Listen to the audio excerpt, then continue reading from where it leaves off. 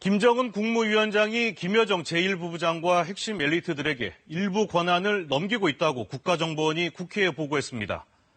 김여정은 사실상 북한 정권 2인자로 대남, 대미 정책 등 국정 전반에 관여하고 있는 걸로 나타났는데요. 특히 박봉주 외에도 이번에 노동당 정치국 상무위원회에 오른 김덕훈, 리병철 등 새로운 인물들이 김정은 위원장의 일부 권한을 위임받은 것으로 거론됐습니다. 김정은식 권한 위임과 상무위원회 재편이 북한 권력 구조에서 어떤 의미를 갖는 건지 클로즈업 북한에서 살펴봤습니다. 지난 13일 북한 노동당 본부청사. 최룡해, 박봉주와 같은 북한 핵심 엘리트들이 모두 집결하고 김정은 위원장도 주석단의 모습을 드러냈다. 노동당 정치국 회의가 개최된 것이다.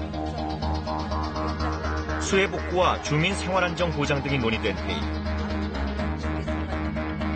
주목할 점은 북한의 최고 당 기관이라 할 수 있는 정치국 상무위원회의 위원들도 새롭게 선출됐다는 점이다. 김덕훈 동지, 리병철 동지를 당중앙위원회 정치국 상무위원회 위원으로 선거했습니다.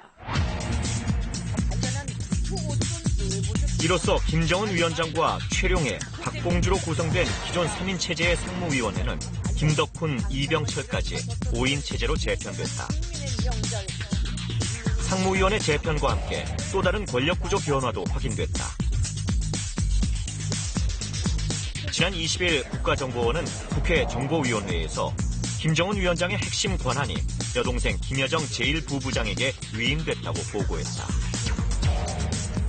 김여정 제1부부장은 대남 대미 정책을 포함 정치 전반을 관할하는데 후계 통치는 아니지만 사실상의 2인자라는 것이다.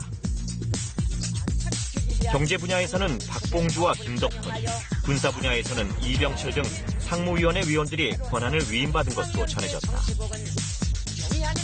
이러한 사실이 드러나면서 정치국 상무위원회의 역할에도 관심이 집중되고 있다.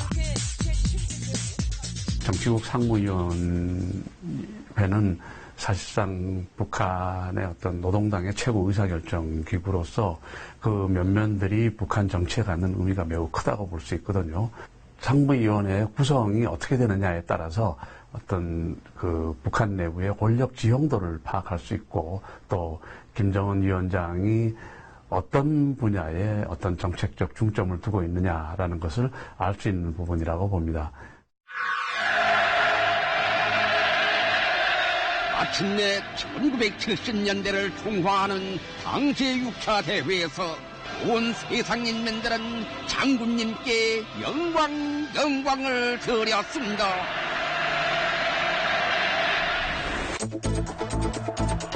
(1980년 10월) 북한은 제6차 당대회를 개최하고 정치국 상무위원회라는 새로운 기관을 조직한다. 당시 상무위원에 오른 인물은 오진우, 이종호, 김일. 김일성 주석의 항일 빨치산 최측근들이었다. 이는 김정일 국방위원장의 후계체제 공고화와 정권 보위를 위한 포석이었다는 평가다. 김정일 국방위원장 시절 형식적 기구에 불과했던 상무위원회는 김정은 위원장의 집권과 함께 역할의 변화가 일기 시작했다. 2016년 김 위원장의 대관식이라 불렸던 제7차 노동당 대회. 당시 김정은 위원장은 청년동맹을 이끌었던 최룡해와 북한판 경제개혁의 기수라 불리는 박봉주를 상무위원으로 선출했다. 젊은 세대의 지지를 이끌어내고 국가경제발전 5개년 전략을 완수하려는 김정은 위원장의 의지가 강하게 반영됐다는 분석이다.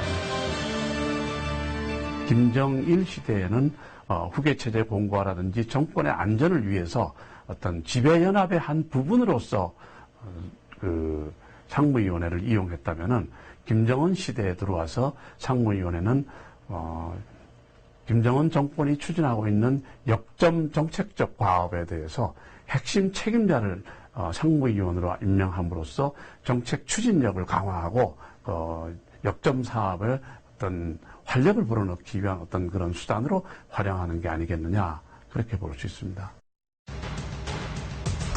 이번에 정치국 상무위원으로 새롭게 선출된 2명의 엘리트는 어떤 역할을 하게 될까? 먼저 당 군수공업부장이었던 이병철. 공군 대장 출신인 이병철은 김정은 위원장의 후계자 시절부터 신임을 받아온 인물이다. 2011년 11월 김정일 국방위원장과 후계자 신분이었던 김정은 위원장이 직접 지휘해 화제가 된 북한 군사훈련. 당정 군의 고위 간부들이 모두 참석한 이 자리에서도 이병철은 김 위원장의 옆자리를 지켰다. 1단백 비행대는 출격 명령만 내리면 돌아올 연유 대신 핵 폭탄들을 만족지하고 적들이 야성에 비어같이 날아들어 모조리 초토화해 버리겠습니다. 2013년에 열린 조선인민군 창건 81돌 경축 분열행진. 당시에도 이병철은 김정은 위원장을 향한 충성을 드러내며 핵심 측근으로서의 자리를 공고히 한다.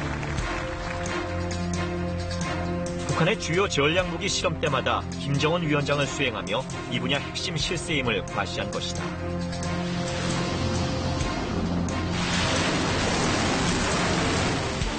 (2016년) 잠수함 발사 탄도미사일 북극성 시험 발사 때 맞담배를 피우고 주체조선의 핵공격 능력을 강화하는 데서 거대한 무기를 가지는 지상대 지상 중장거리 전략 탄도 로켓 화성 10. 중장거리 미사일 화성 10형 발사 성공 때는 감격해 끌어안는 모습을 보여 김 위원장의 특별한 총애를 과시했다.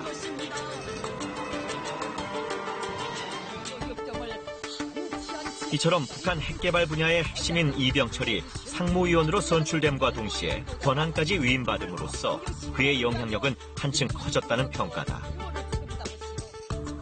이병철 군수공업부장이 당중앙군사위원회 부위원장 그리고 정치국 상무위원직까지 맡게 됨으로써 전략무기 개발뿐만 아니라 실전 배치에 대해서까지 주도적으로 정책을 결정하고 또 집행까지 관장할 수 있는 위치에 놓이게 되었다고 볼 수 있습니다.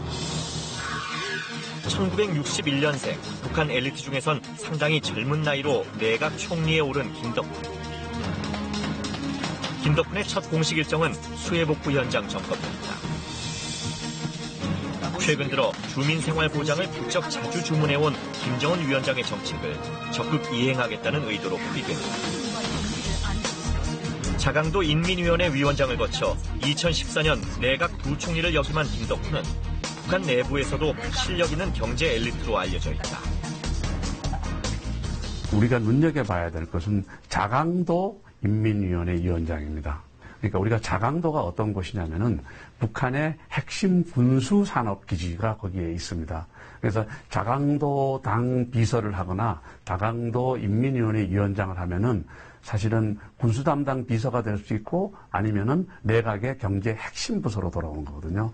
젊은 나이이긴 하지만 경제 부분에서는 굉장히 두각을 나타내는 어떤 그런 핵심 엘리트다 이렇게 볼 수 있습니다. 박봉주 전 내각 총리가 여전히 상무위원직을 유지하고 있다는 것도 눈여겨볼 대목이다. 상무위원회에 2명의 경제 엘리트가 존재하는 것이다. 최근에 개최된 정치국 회의에서 구성된 정치국 상무위원들을 보면은 군부 엘리트는 1명이지만 경제 엘리트는 2명으로서 역대 가장 많은 수를 차지하게 되었다고 볼 수가 있습니다. 이는 국제사회 초강력 대북 제재와 코로나19의 국내 확산을 막기 위해 단행한 국경 폐쇄 그리고 전례 없이 긴 장마와 수해 피해로 인해서 북한 경제가 심각하게 악화되는 것을 막고 경제를 회복하기 위한 김정은 위원장의 의지를 보여주는 것이라고 해석할 수 있습니다. 김정은 위원장은 왜 권한을 분산시킨 것일까? 국가정보원은 그 이유를 통치 스트레스 경감과 정책이 실패했을 때 올 수 있는 책임을 분산하는 차원이라고 분석했다. 북한 권력의 최상위에 자리하고 있는 정치국 상무위원회. 김 위원장이 이들에게 분야별로 권한을 위임하면서 이들은 이제 북한을 움직이는 실질적인 파워 엘리트로 올라섰다. 현재 북한의 핵심 파워 엘리트들은 당 중앙위원회 정치국 상무위원회 5인 그리고 김정은 위원장의 여동생인 김여정 대략 한 6명 정도가 북한을 주도적으로 이끌어가고 있다고 볼 수가 있습니다. 물론 최종 결정은 김정은 위원장이 항상 내린다고 보면 됩니다. 유엔의 고강도 대북 제재와 코로나19 사태, 그리고 수해로 인한 피해가 속출한 가운데 책임과 권한을 나누는 새로운 통치 방식을 시도하고 있는 김정은 위원장. 김정은 위원장의 새 통치 방식이 어떤 성과를 보일지 귀추가 주목된다.